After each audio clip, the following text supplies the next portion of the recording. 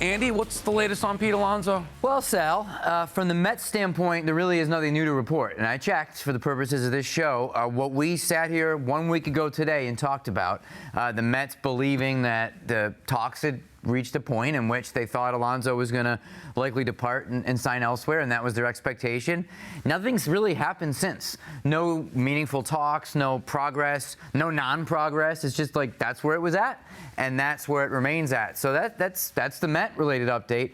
For Alonso, I am told today that the talks he's having with the Toronto Blue Jays are advancing. Now, I'm hearing they're at the 10-yard line. These are all metaphors, right? What that actually means. I know that that's more than a rumor that hey, the Blue Jays are interested. They're talking. There's something really there. But I know from experience in covering these things that last 10 yards, that can have a lot of obstacles before you get into the end zone. So I'm not sitting here saying he's going to become a Blue Jay. But that's what's going on with Pete as of today. And the final thing I'll say is just that in this void of Mets Alonso news over the past 7 days, there's been this perception that won't die of no. Uncle Steve is going to come in and he's going to get this thing done. He's going to overrule that GM of his. And everything I'm hearing around this is that's not the dynamic.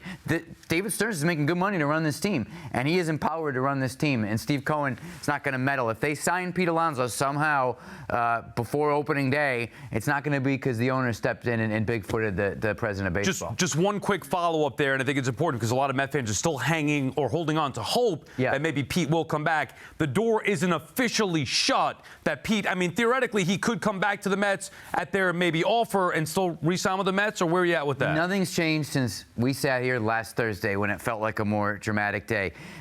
So the door's closed when he signs with the Blue Jays or another team, right? That's the way this business works. I'll just reiterate, I guess, and it's not semantics. The accurate thing to say here is this simple.